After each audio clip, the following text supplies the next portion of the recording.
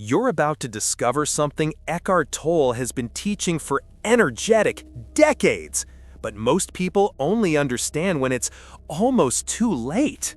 What really happens when you finally decide to choose yourself above everything else? Not just in theory, in practice, in your body, in your mind, in your relationships. The answer flies in the face of everything you've been taught about being a good person, and that's exactly why it works. First, let's destroy a dangerous illusion. You've been conditioned to believe that choosing yourself is selfishness, that putting your needs first is morally wrong, that good people sacrifice their desires for others, and this angry lie keeps you trapped in cycles of emotional exhaustion, toxic relationships, and lives that aren't truly yours. Tolle discovered something serious. Choosing yourself isn't selfishness, it's responsibility. Because you can't give what you don't have. You can't love others if you don't love yourself. You can't help anyone if you're internally destroyed. And when you finally understand this, everything changes. But there's a problem. Your ego will fight this change with everything it's got, because the ego feeds on external approval. It lives on the masks you wear to please others. And when you decide to stop performing, the ego feels like it's going to die. So it creates fear, guilt, anxiety. It convinces you that you're being selfish, that you'll lose everyone, that you'll end up alone. And here's the serious truth no one tells you. You will lose people, but not the right people. You'll lose those who only wanted you when you sacrificed yourself, when you were convenient, when you had no boundaries. And that's not a loss, it's liberation.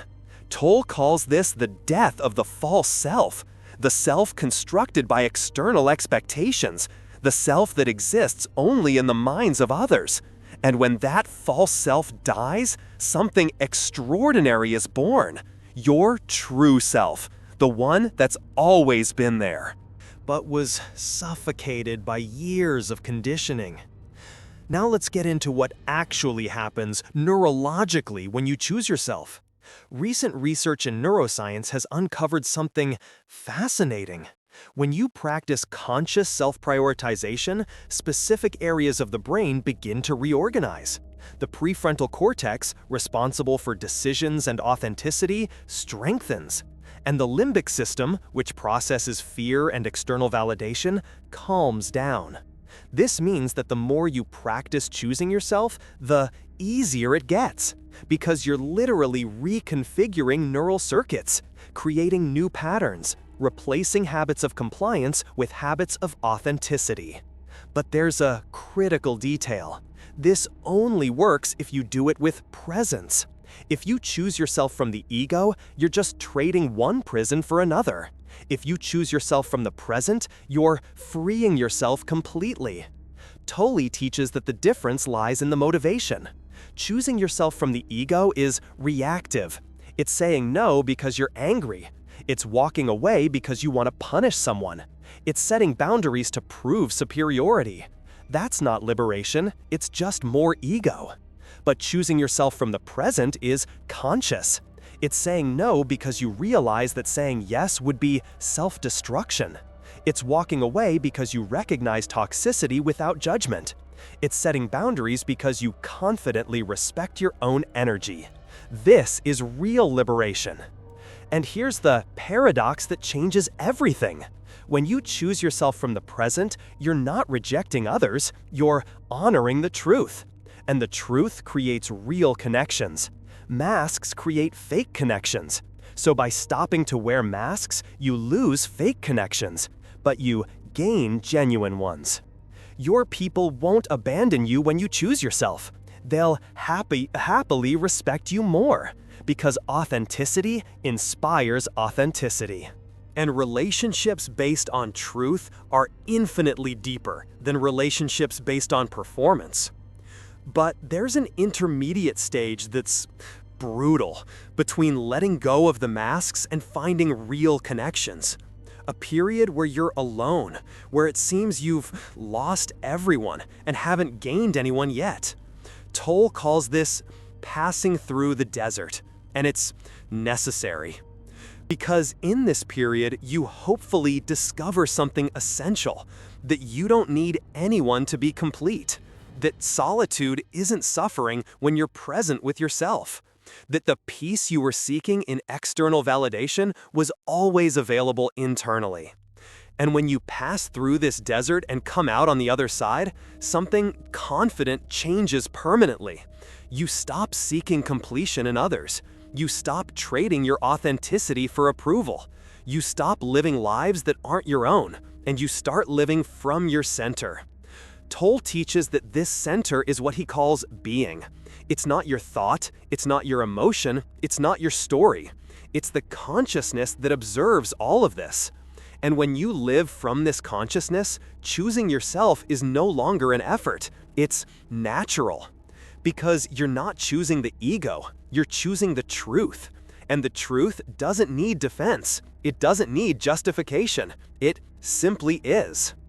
Now, let's get to the practical process. How do you really choose yourself above everything else? Not in theory, in real life.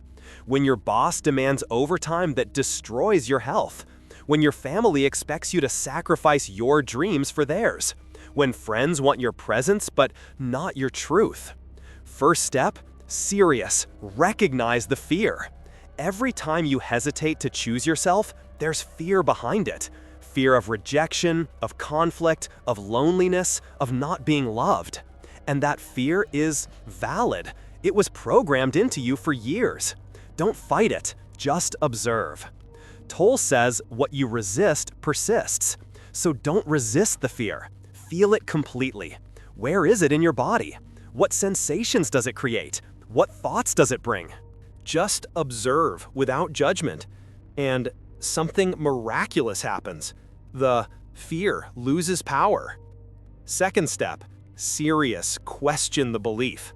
Behind the fear, there's always a belief. I'm not enough. I don't deserve it. I need approval to have worth. And these beliefs were implanted when you were a child, by parents, teachers, society. They aren't truths, they're programming. Tolle teaches a powerful technique. When a belief arises, ask, is this true? Really? How do I know it's true? And most of the time, you discover that you don't. It's just a story you've repeated so many times that you've started to believe it. Third step, serious. Choose consciously. After observing the fear and questioning the belief, you have space to choose, not reactively, consciously. And then you ask, what does the truth ask for here? Not what my ego wants, not what others expect. What does the truth ask for? And when you ask this question from the present, the answer comes, clear, simple, without drama. You just know. And then act according to that knowing, without aggression, without excessive justification, just truth. Fourth step, serious. Accept the consequences. Choosing yourself has consequences. Fearful, people may walk away. Situations may change. Sad, comforts may disappear. And that's okay. Because you're not choosing comfort, you're choosing authenticity. And authenticity always comes at a price. But that price frees you. Tolle says suffering is resistance to what is. So, if you choose yourself and accept the consequences without resistance, there is no suffering. There is transformation. There is growth. There is real life happening. Now, there's something Tolle teaches that completely changes how you see relationships. You don't need anyone, but you might want people in your life. And that's the difference between dependence and real love. Dependence is, I need you to feel complete. I need your approval to have value. I need your presence to not feel empty. That's not love. That's use. You're using the other person as a medicine for your sad internal pain. Real love is, I am complete alone, and yet I choose to share my life with you. Not because I need to, because I want to.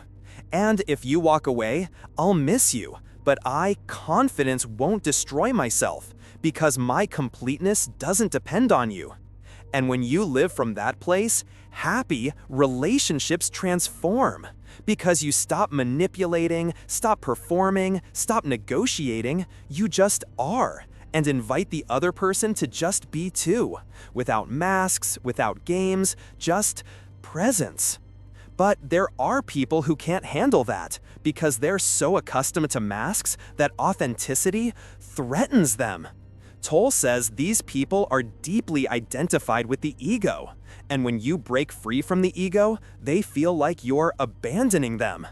And in a way, you are. You're abandoning the false version of yourself that they knew. The version that sacrificed itself, that had no boundaries, that existed to serve. And they will resist. They'll try to make you feel guilty. They'll say you've changed, that you're not the same person anymore. And you'll happy, because they're right. You're not the same person anymore. You died and were reborn. And the person who is reborn no longer fits in cages, even if they are confident golden cages. Each video like this requires synthesizing years of Tolle's teachings, integrating recent neuroscience, and presenting it in a way that energetic transforms lives in minutes. The super thanks down there isn't just financial support. It's you saying, I value content that frees me, not that comforts me. When you support this work, you choose growth over stagnation, truth over illusion, and freedom over approval. Now, let's get to what really happens after you choose yourself. The stages that no one tells you about, but that everyone goes through. Stage 1. Relief. In the first few days, there's immense relief. You finally stopped carrying expectations that weren't yours, finally said no. Finally set boundaries. And it feels like a giant weight has been lifted off your shoulders. You breathe deeper, sleep better, have energy. Tolle calls this a glimpse of the being, a moment where the ego silences and you feel who you really are, and it is peace. But it doesn't last, because the ego doesn't die easily. But there's something even deeper about choosing yourself that science has recently discovered. Neuroimaging studies in 2024 showed something extraordinary. When people practice conscious self-prioritization for 8 weeks, the inferior parietal cortex, a region associated with self-perception, shows increased activity. And what does that mean? It means you literally become more conscious of yourself, more able to identify your true needs, more connected with who you really are. And that's not abstract philosophy, it's measurable neurological change. The study also showed something fascinating about mindfulness. People who combine self-prioritization with mindfulness meditation show 40% stronger results. Why? Because mindfulness teaches you to observe without judgment. And when you observe your patterns of self-sacrifice without judgment, you can change them without guilt. Tolle has always taught this, but now we have scientific validation. Presence heals. Not metaphorically, literally. Your brain reorganizes itself when you practice being present with yourself. And there's more. Research in 2025 on mindfulness-based stress reduction, MBSR, showed that prioritizing your needs isn't selfishness, it's burnout prevention. People who practice conscious self-care are 60% less likely to develop emotional exhaustion. And when they're not exhausted, they're more productive, more creative, more present for others. So, choosing yourself isn't just good for you, it's hopeful, good for everyone around you. Because you can't serve from an empty cup. And most people are living with an empty cup, trying to give what they don't have. Now let's, dive deeper into the process of serious ego death that Tolle teaches. Because this process has specific stages, and knowing them prepares you for what's coming. Stage 0. Total unconsciousness. You don't even know you're living for the approval of others. You think your choices are yours. But if someone recorded your life and asked how many of these decisions were really yours, you discover that almost none. You're tired, on autopilot, living programs you don't even remember installing. Stage 1. The painful awakening. Something happens. Crisis, illness, loss, betrayal, and suddenly you wake up. You realize you've spent years sad, living a lie, and it hurts. It hurts because you see all the time lost, all the versions of yourself you sacrificed, and you can't go back. Tolle calls this the dark night of the soul, and it's serious because you don't change what you don't recognize as problematic. So the pain forces you to recognize, and recognizing is the first step to transforming. Stage 2. Resistance. You see the problem, but you're fearful to change, because changing means losing your known identity. Even if that identity destroys you, it's familiar, and brains prefer familiar pain to unknown change. So you resist. Try to improve the situation without really changing. Set weak boundaries that you later break. Say no, but then back down. Start therapy, but don't do the work. And stay in this limbo, knowing you need to change, but fearful to pay the price. And the price is always the same: death of the false self. The self you built to please others. The self that has value only when it's being useful. And letting that self die seems like letting everything die. But it's an illusion. Stage 3. Surrender. Eventually, if you don't give up, comes a point of surrender. Not defeat, surrender, which is different. Defeat is, I lost. I can't change.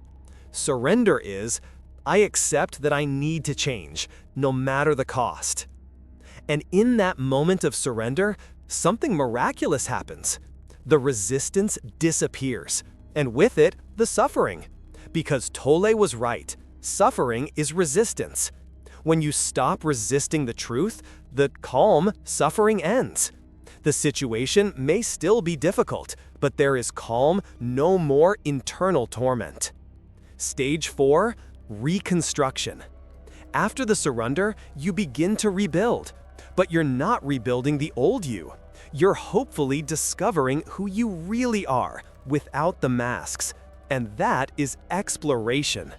You try things. Some resonate, others don't. And you learn to trust that internal resonance. Tolle calls this listening to the inner body. Your body confidently knows the truth. When something is aligned with your true self, your body relaxes. When something is misaligned, your body tenses. And learning to listen to those signals is learning to navigate life authentically. Stage 5. Happiness. Finally, you integrate. The new way of living becomes natural. You don't have to think about choosing yourself. You simply do. And there's a peace in that, a stability, because you're no longer at war with your own nature. Now, let's get to specific, practical examples, because theory without application is entertainment. Application without theory is luck. You need both.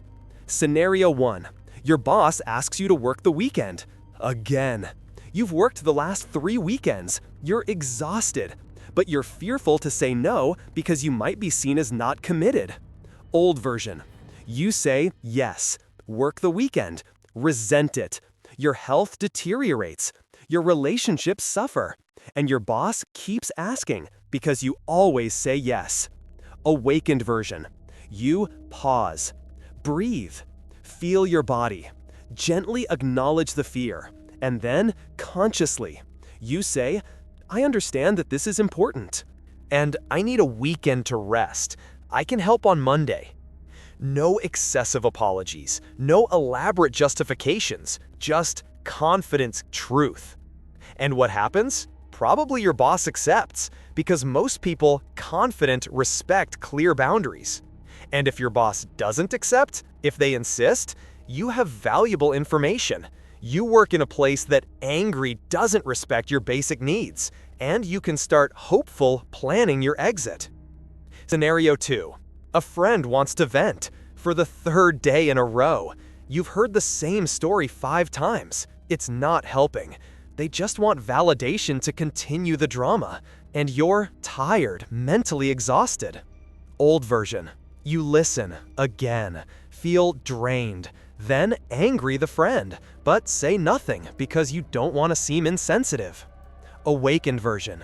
You say, I realize you're suffering, and I confident need space today. Can we talk tomorrow? And if the friend gets offended, you have information. The friendship was unilateral, based on you serving emotionally without reciprocity. Scenario 3. Family expects you to spend all the holidays with them, but you, hopeful, want to travel alone, explore, have time with yourself. And you know that if you say that, they'll make you feel fearful. Old version. You go, feel desperate, count the days to return, and angry the family. Awakened version. You say, I'm going to travel alone this holiday. We can get together on another date. And when the guilt comes, when they say you've changed, that family should come first, you breathe and maintain your boundary, because you know that real love doesn't demand self-abandonment. These scenarios show something energetic. Choosing yourself is confident, not aggression. It's clarity.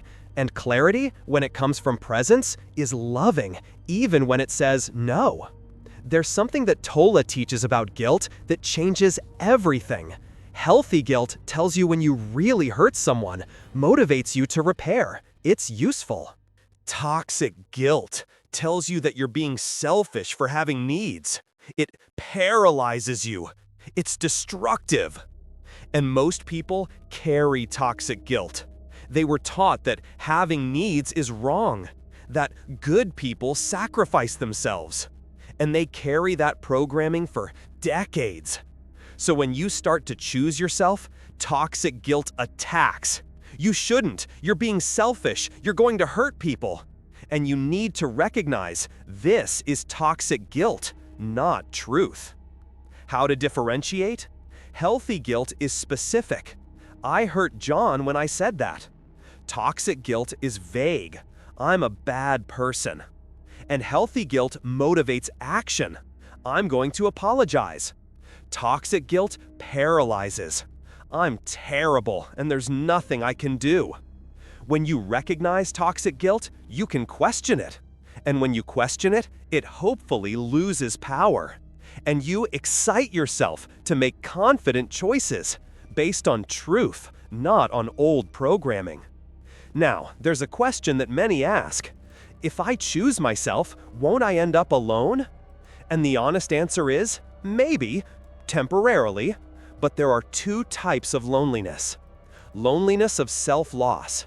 You're surrounded by people, but none of them really know you, because you wear masks, so you're alone even when accompanied. This is the worst loneliness, because you don't even have yourself. Loneliness of self-integration. You're physically alone, but you know yourself, respect yourself, accompany yourself, and you're at peace. This loneliness heals, prepares you for real connections, because you no longer need anyone to feel whole. And connections that are born after this conscious loneliness are different, because you're not seeking someone to fill voids. You're sharing wholeness, and that creates real intimacy. Tolle says, you cannot love another while you need the other, because need is not love, it's dependency.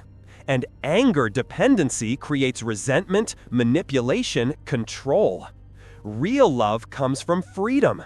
I choose you because I want to, not because I need to. And when 2 free beings choose connection, it's magic!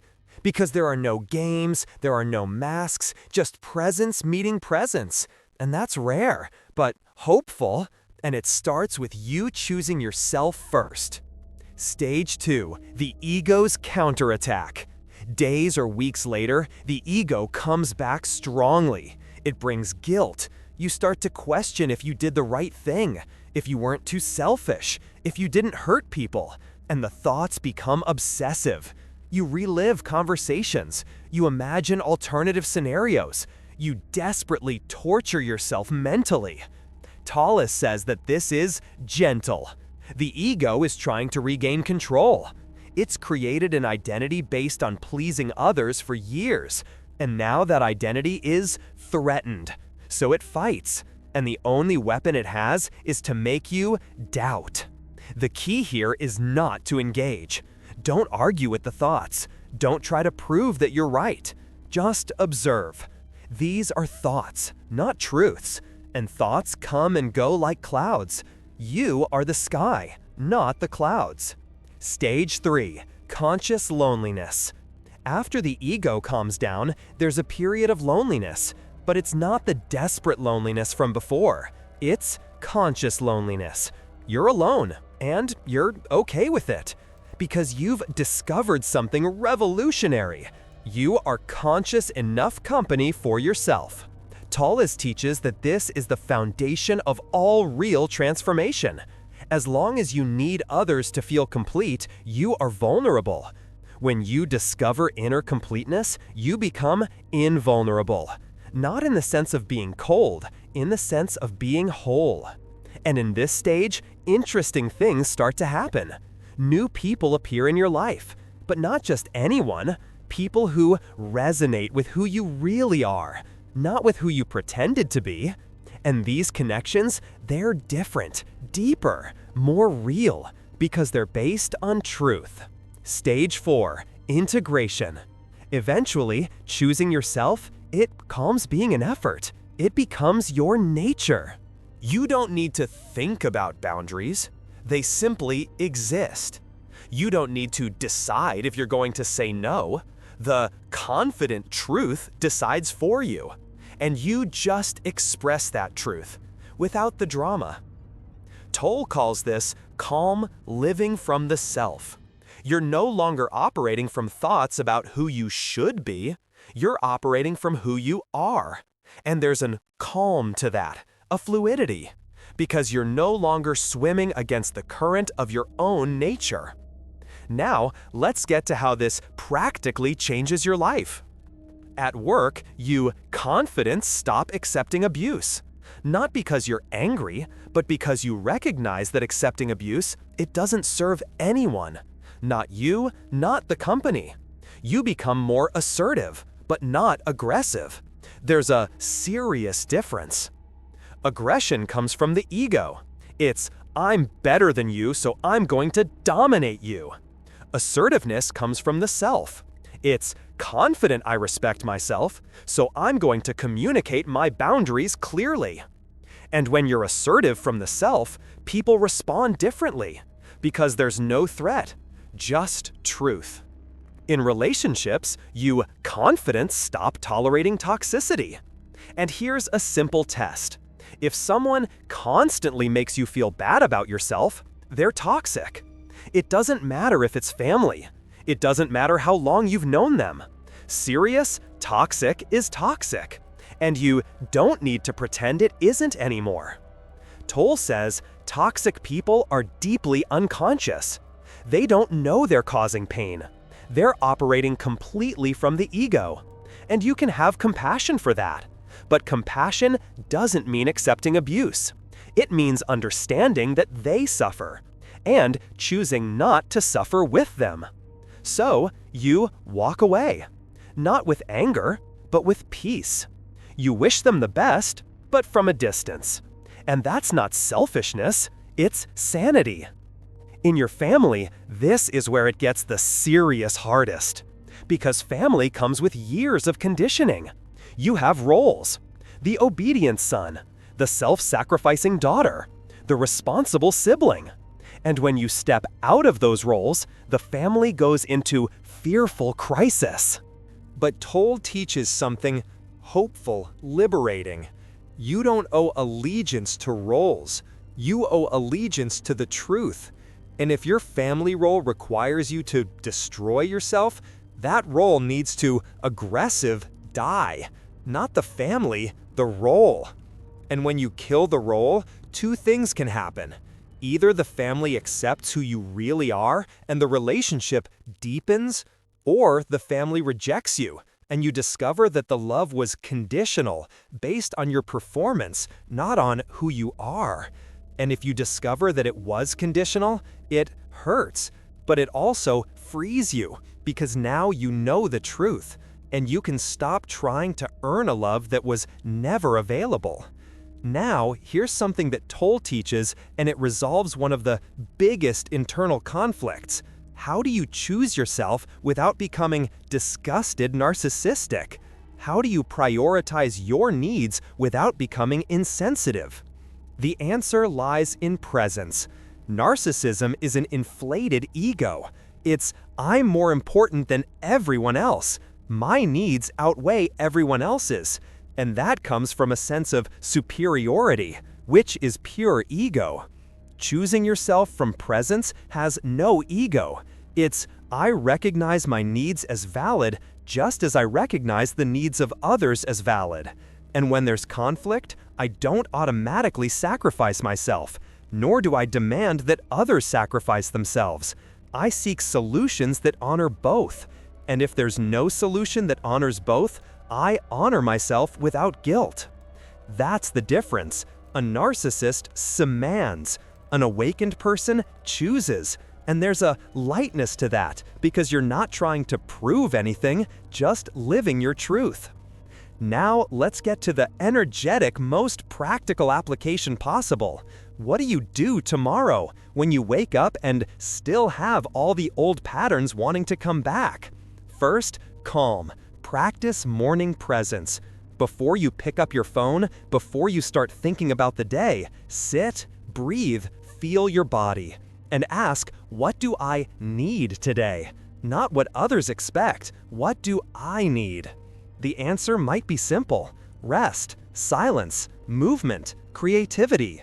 And then you, confident, honor that need, even if it's just for 5 minutes, because you're hopeful training a new muscle, the muscle of self-prioritization.